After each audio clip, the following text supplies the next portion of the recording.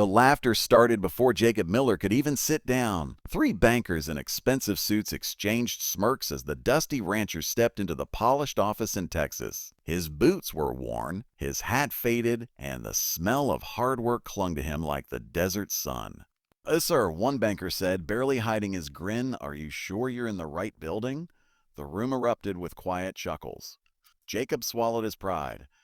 He wasn't there for jokes. He was there to save his ranch. Outside, a brutal drought had turned his once green land into cracked earth. His cattle were starving, his crops had failed, and the bank held the only lifeline left. "I just need a small loan," Jacob said calmly. "Enough to keep my ranch alive until the rain comes." The senior banker leaned back in his chair and looked Jacob up and down. "E-loan?" he repeated. "To a man who can't even keep grass alive?" More laughter. Jacob's fists tightened, but he stayed silent. He had learned long ago that dignity sometimes meant walking through humiliation without breaking. The banker slid the paperwork back across the desk. "Application denied." Those three words felt heavier than a thunderstorm. Jacob stood slowly, picked up his worn hat, and walked toward the door. But just before leaving, he turned around. One banker whispered loudly to the others, maybe he should sell that ranch and get a real job." The laughter followed Jacob all the way outside, and in that moment, standing alone on the hot pavement, something inside him changed. Not anger, not revenge, determination. That night, Jacob sat on the wooden porch of his small farmhouse, staring at the endless darkness of his land. His young daughter, Emily, walked outside and sat beside him. "Dad," she asked softly, "are we going to lose the ranch?" Jacob looked at her tired eyes and forced a smile. "Oh, no," he said. "We're going to build something bigger." Emily didn't fully understand, but she believed him. And that belief became his fuel. The next morning before sunrise, Jacob loaded his last healthy cattle into a truck and drove them to a distant market nearly 300 miles away. Most ranchers had already given up, but Jacob refused. He studied new farming methods late into the night. He learned about water conservation, drought-resistant crops, and modern ranch technology. Neighbors laughed when they saw him digging deep irrigation trenches by hand. "You're wasting your time," one man shouted. Jacob kept digging.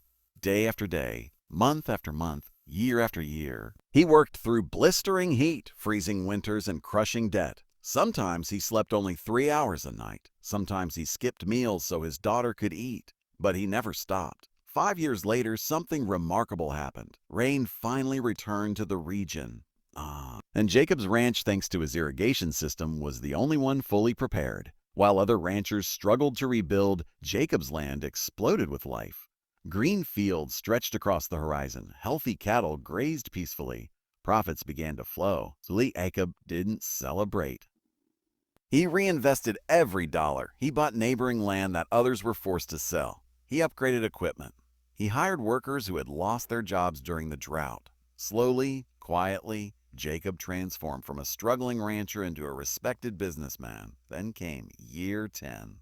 The small town that once laughed at him faced a new crisis. Factories closed, shops shut down, families moved away. Even the bank, the same bank that rejected Jacob, was drowning in debt. Foreclosure signs appeared on nearly every street. The town was dying, and the bankers who once mocked him were now desperate. One cold morning, a black luxury SUV rolled into town. People stopped and stared. No one recognized the driver at first. The man stepped out wearing a tailored suit and polished boots, but his eyes were the same: calm, strong, unbreakable. It was Jacob. He walked slowly toward the bank building. Inside, the atmosphere was tense. The same senior banker sat behind the desk, older now, grayer and visibly nervous. When he looked up and saw Jacob, his face turned pale. "Mr. Miller," he said, shocked. Jacob nodded politely. The room fell silent. For a moment, the memories of laughter and humiliation hung in the air like dust. But Jacob didn't show anger. He placed a thick folder on the desk. "I'd like to make an offer," he said calmly. The banker opened the folder. His hands began to tremble. Inside were financial documents, contracts, and purchase agreements. Jacob had the money. "More than enough to buy the bank?" the banker asked, stunned. Jacob shook his head gently. "No," he replied. "To buy the town." The words echoed through the room. Employees froze. Customers stared. Even the clock seemed to stop ticking. The banker looked up, speechless. "Why?" he finally whispered. Jacob paused. His answer was simple, but powerful. Because this town gave me everything," he said, "and when it struggled, I refused to walk away." Yay! Within months, Jacob invested millions into rebuilding the community. He reopened factories. He renovated schools. He created new jobs. Families returned. Businesses flourished. The town came back to life. And the man who was once mocked became the man everyone respected. One sunny afternoon, the mayor organized a ceremony in the town square. Hundreds of people gathered. Children waved flags. Workers cheered. Jacob stood quietly near the stage, uncomfortable with attention. The mayor stepped forward and spoke into the microphone.